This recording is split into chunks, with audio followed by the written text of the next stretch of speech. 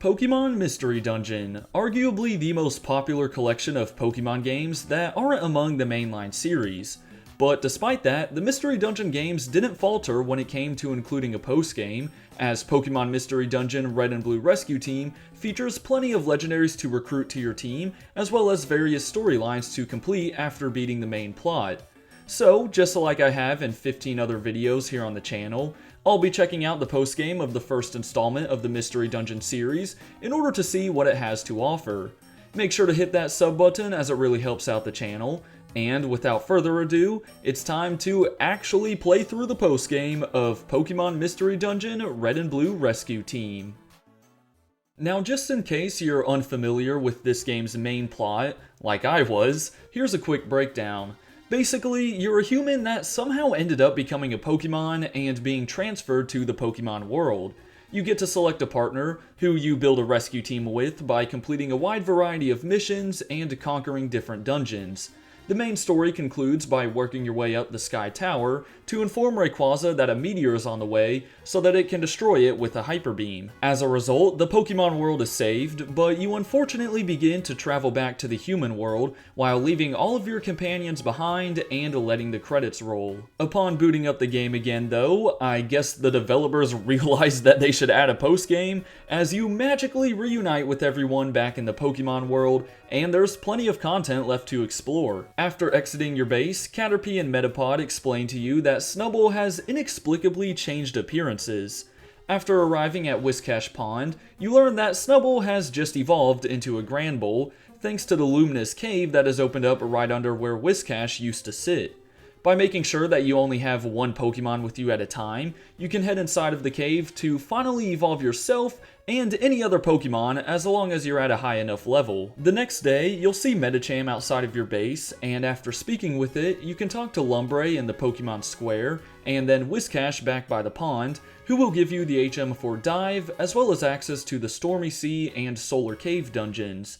You'll want to focus on the Stormy Sea dungeon first, which you do need Dive to enter by the way, and traverse through the 40 floors in order to battle Kyogre. Luckily, you can recruit it on your first go around, as long as your team is small enough. A few days after that, you'll receive a letter from Pelipper about the buried relic. Talk with the Lumbre again, and then Shiftry, which will unlock the buried relic dungeon. This is the first 99 floor dungeon in the game, and along the way, you'll find Regirock, Regice, and Registeel on floors 15, 25, and 35 respectively. Upon knocking them out, they'll drop the rock, ice, and steel part, which combine to create the music box. With this item in your inventory, Mew will have a chance to appear between floors 36 and 98. However, with its 0.9% recruitment rate, it's extremely difficult to get on your team. It's also worth mentioning that the HMs for Rock Smash, Strength, Flash, and Cut can be found on some of the lower floors. With that out of the way, it's time to start a small plotline involving some more legends. By retrieving the Surf HM on floor 20 of the Solar Cave dungeon and purchasing the Southern Island Friend area, you'll be awoken early the next morning by a Latios darting across your base. It turns out that Latios stole the purple Kecleon's TMs, so Alakazam requests your team to track down Latios in the Northern Range. This dungeon consists of 25 floors, and waiting for you at the end is Latios, who you must defeat. After getting back to the Pokemon Square, you find out that Latios was only stealing the TMs in an attempt to help save Latias, who is stuck at the bottom of Pitfall Valley. Of course, this means it's up to you and your squad to trek through another 25 floors and save Latias. The two Eon Pokemon then reunite back in the Pokemon Square and reward you by joining your rescue team. Your next mission is to recruit the 3 legendary birds to your team, which involves hunting down Zapdos on Mount Thunder, Moltres in Mount Blaze, and Articuno in the Frosty Forest. After doing so, speak with Alakazam in the square, before traveling to the legendary Island Friend area, where the 3 birds will create the Vortex Stone for you to take. This item will allow you to explore the Silver Trench, another 99 floor dungeon that you need Dive to enter. Awaiting you at the bottom is Lugia, who you'll have the opportunity to recruit. After that, Xatu and Blastoise talk about seeing weird things in a dungeon, which Xatu titles Meteor Cave. This one is pretty unique, as you're only allowed to bring in 1 Pokemon and 3 items in your toolbox. On each floor, the only Pokemon you'll see is either Attack, Defense, or Speed form Deoxys, who you must take out in order to unlock the stairs to the next floor. Eventually, you'll meet normal form Deoxys on floor 20, who you get the chance to defeat and add to your rescue squad. Once you obtain Surf from the Solar Cave, you'll witness a cutscene in the Pokemon Square in which a weary and dizzy Spinda collapses to the ground due to traveling for so long. Once it recovers in your base for a bit, Spinda will tell you about some sort of Mirage Pokemon and hand over the Clearwing, as it has something to do with that Mon. Your partner suggests to gain a bit more information from Xatu, so clear the Great Canyon dungeon again and speak with Xatu, who tells you that there are 3 Pokemon who are said to be shadows of the Mirage Pokemon. They're found in 3 different dungeons, all of which you need Surf to access. The first is the Fiery Field, and 30 floors in you'll come across Entei, who you must take out in order to have your Clearwing turned into the Red Wing, and to gain access to the Lightning Field. As I'm sure you can guess, you'll find Raikou on the 30th floor here, who will turn your Red Wing into the Sunset Wing and allow you to enter the North Wind Field. Another 30 floors later, you can knock out Suicune to have it transform the Sunset Wing into the Rainbow Wing, and tell you about Mount Faraway. On the 40th floor in this dungeon, you can summon Ho-Oh to have it battle you, but unfortunately, you can't recruit it the first time around.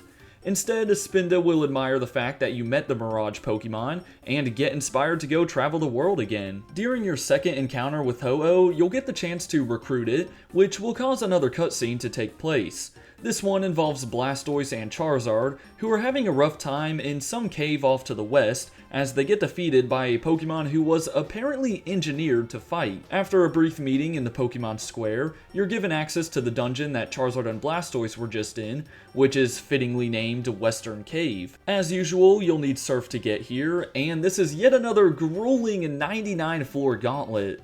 However, if you manage to reach the bottom, you'll be able to challenge the one and only Mewtwo. With the man-made Pokemon defeated, there's really only one more big storyline left, and to activate it, you'll need to enter this code in the Wonder Mail tab on the title screen. This will cause a job to appear on the bulletin board, where you need to escort a Baltoy through the tiny woods.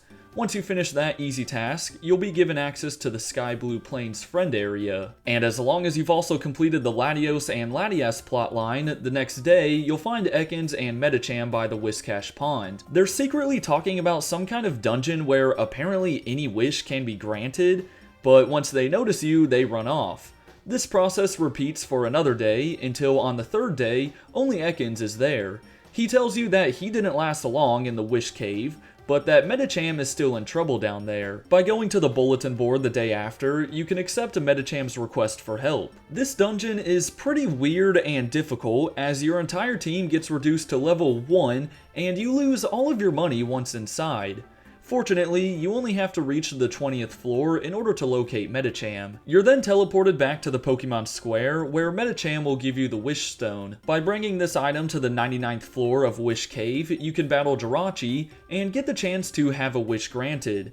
These wishes include things like receiving a bunch of money, being handed a random assortment of items, or having your rescue team's rank go up 1 level. Shortly after saving Medicham, you can find the duo back by the bulletin board, as they're wondering where Gengar has gone off to. One day later, they'll tell you that Gengar has ventured to Mount Freeze in order to visit Ninetales, but the morning after that, Gengar arrives at your base, as he needs help being escorted up the mountain. Apparently, Gengar is angry at Ninetales since it put a curse on him, and that's why he looks a certain way, I think. I'm not entirely sure, but Gengar is handed the Ninetale Crest, which you need to bring to the bottom of the Murky Cave.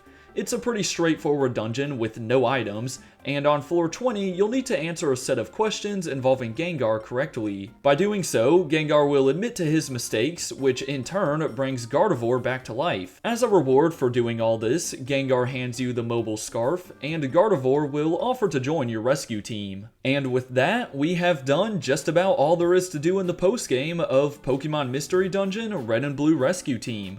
Let me just say real quick, this was my first time fully completing a Mystery Dungeon game, and man are these games hard.